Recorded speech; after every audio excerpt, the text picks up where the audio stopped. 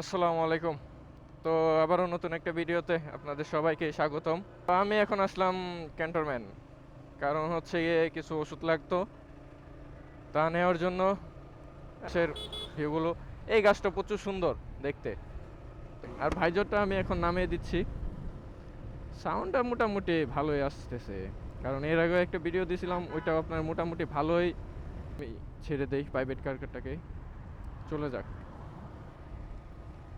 একটু রিক্স, এটা একটু বেশি যানজট এই রোডটায়।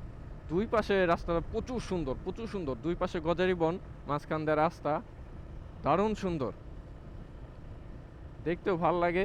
প্লাস রাইড করতে মজা আছে। রাস্তা সুন্দর মানে রাইড করে মজা। এটার মতো রাস্তা সুন্দর মনে হয় না আমি আর দেখছি। আমাদের হাইওয়েটাও একদম নষ্ট হয়ে গেছে। আর্মির গাড়ি, তো আমি চাইছিলাম যে আর্মি একটু চেক দেখ আমার অল ওকে ডকুমেন্ট আমার আছে।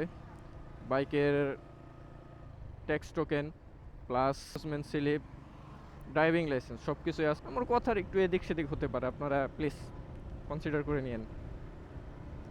এখন ওই রকম পাকাপোক্ত মোটো ব্লগার হই নাই, একটু ভুল টুটি হবেই, এটাই স্বাভাবিক। এ কাকে ওভারটেক করবে এই নিয়ে ব্যস্ত আছে, কেন ধীরে সুস্থে যায় একটু। ওনারা ধীরে সুস্থ বলতে ওনাদের কাছে কিছু নাই। এই যে একজন মামা, মানে কার আগে কে যাবে এটাই তাদের হয়েছে ব্যস্ততা। এই আগে যাওয়ার প্রতিযোগিতাটাকে আমাদেরকে পিছে ফেলিয়ে দিচ্ছে।